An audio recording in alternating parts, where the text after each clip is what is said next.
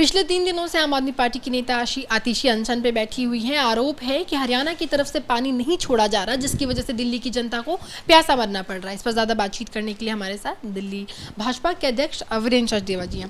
Sir, आतिशी 3 दिनों से अनशन पर बैठी हुई हैं, कह रही हैं कि जब तक हरियाणा की तरफ से पानी नहीं छोड़ा जाएगा, जब तक दिल्ली की जनता की प्यास नहीं बुझेगी, तब तक वो अनशन से नहीं उठेंगी।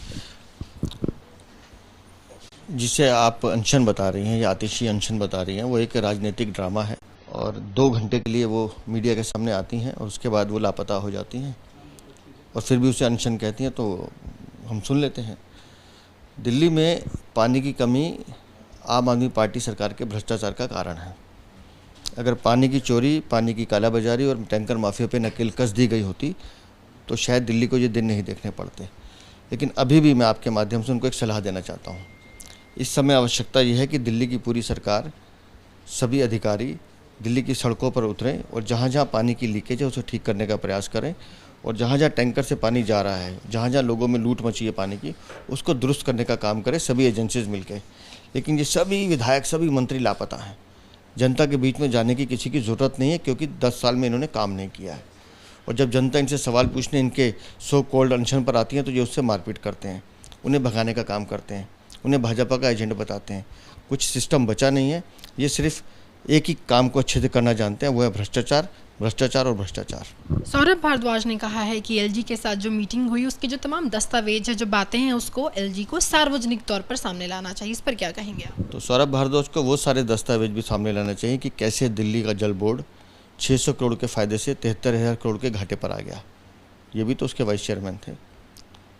इनको ये बताना चाहिए कि कैसे शराब की नीति में घोटाला हुआ, वो सारे दस्तावेज, कैसे शराब की नीति बदलेगी और कैसे ठेकेदारों की कमीशन बढ़ाएगी, कैसे करोड़ों रुपए का हवाला किया गया, वो भी इनको सार्वजनिक करना चाहिए।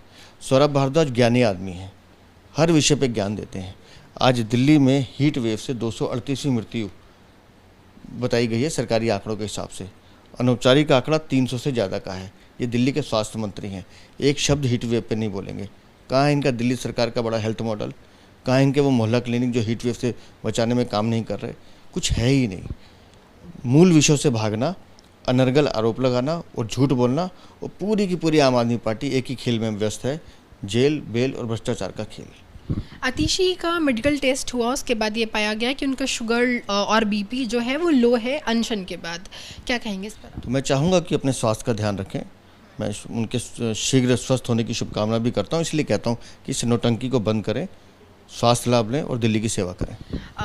कल एक पीसी में ये भी कहा गया, आम आदमी पार्टी की तरफ से एक बड़ा आरोप लगाया गया है कि अरविंद केजरीवाल जी का जो हेल्थ है, वो जो वजन है वो लगातार घटते जा रहा है, वो 62 kgs के आसपास पहुंच चुका है। और ऐसे में एक बड़ा आरोप ये भी है कि कैंसर जैसी गंभीर बीमारियों की जांच उनके अंदर नहीं कराई जा रही है।